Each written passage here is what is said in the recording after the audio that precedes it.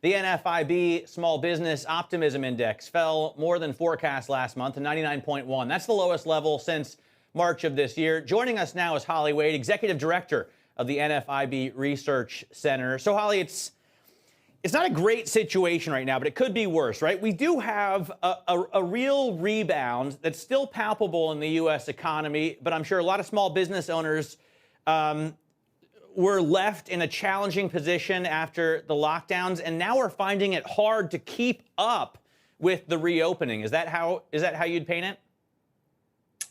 Absolutely. Small business owners are facing two major headwinds right now, which are reflected in the decline in the optimism index, which was primarily due to a decline in outlook for business conditions and a small decline in hiring plans, still at very elevated levels.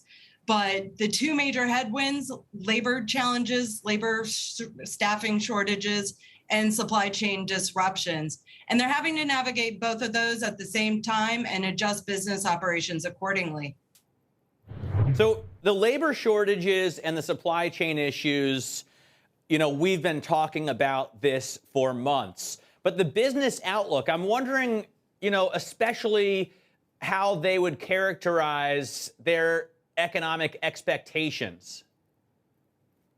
Sure. So many of them don't see any of these headwinds easing in the near future, or at least in the next 6 months. So they're having to adjust as they go forward.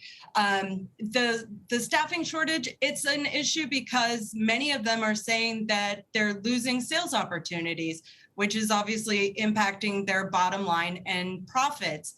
So all of these combined are huge challenges that small business owners are facing. And as in the outlook for business conditions component, they don't see any of these easing up anytime soon.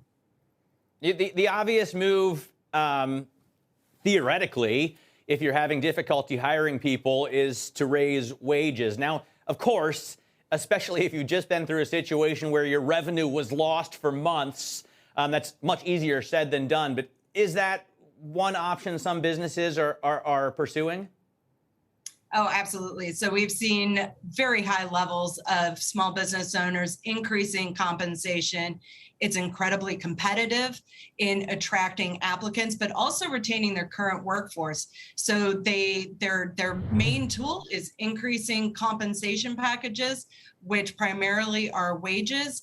And then on the other side, owners are having to work more hours within their business to make up for some of those still unfilled job openings that they're having a hard time finding applicants for. And so adjusting the hiring part of it, but also adjusting the business operations part of it are incredibly challenging, and they're trying to navigate both of those. But increased compensation is what many of them are doing to attract those applicants, but also retain their current workforce.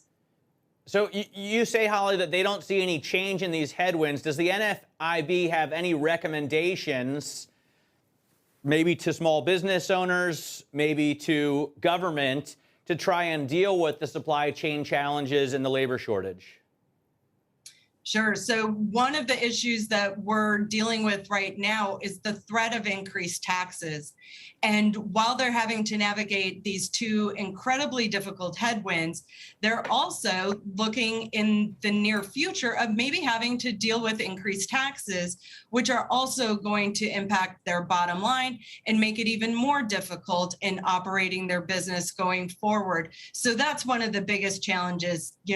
Congress do no harm to small business owners while they're navigating these very difficult environments, and increasing taxes would be devastating for many of them going forward.